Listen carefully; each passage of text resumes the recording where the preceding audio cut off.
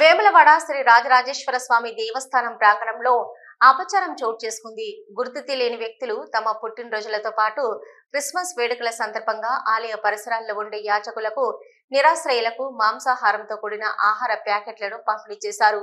అయితే ఆలయ పరిసరాల్లోకి మాంసాహారం తీసుకువెళ్లవద్దనే నిబంధనలు ఉన్నప్పటికీ నిబంధనలకు విరుద్ధంగా ప్రధాన ఆలయం సమీపంలోకి వెళ్లి మాంసాహారంతో కూడిన ఆహారం పంపిణీ చేయడం తీవ్ర విమర్శలకు దారితీస్తుంది.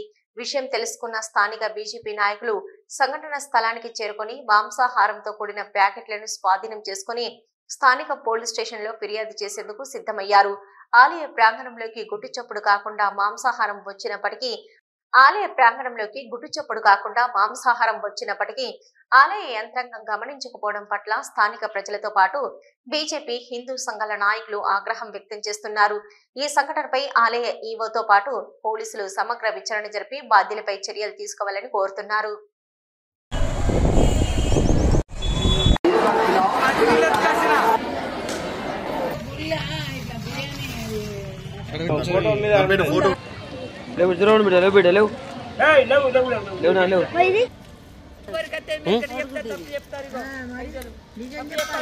కోడిగుడ్డు ఇదే ఫస్ట్ ఇచ్చిన చికెన్ అవి తిన్నాము. ఈ కోడిగుడ్డు ఇప్పుడు ఇచ్చిపోయింది. ఇంతకు ముందు ఫస్ట్ ఏమి ఇచ్చారు?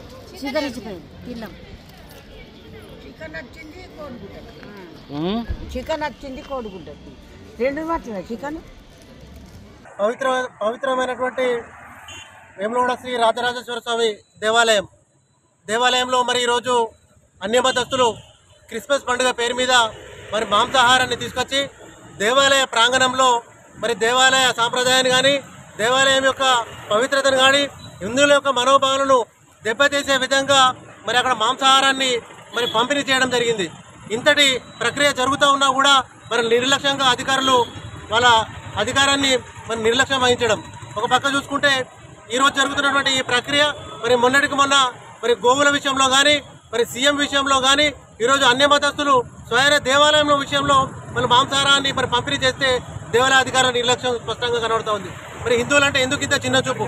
మరి ఎక్కడికక్కడ హిందువులపై జరుగుతున్న దాడులు మరి ఈ రకమైన ప్రక్రియ చూస్తున్నటువంటి ఈ ప్రభుత్వం నిర్లక్ష్యం స్పష్టంగా కనబడుతూ ఉంది.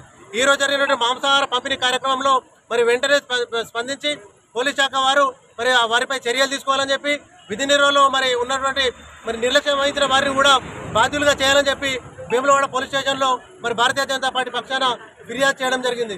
దయచేసి ఇకనైనా మరి అధికారులు కానీ ఈ అధికార పార్టీ మేల్కొని ఇటువంటి చర్యలను వెంబటే మరి ఖండించే విధంగా మరి దీనికి పాల్పడినటువంటి వ్యక్తులపై మరి చర్యలు తీసుకోవాలని చెప్పి భారతీయ జనతా పార్టీ పక్షాన డిమాండ్ చేస్తా ఉన్నాము.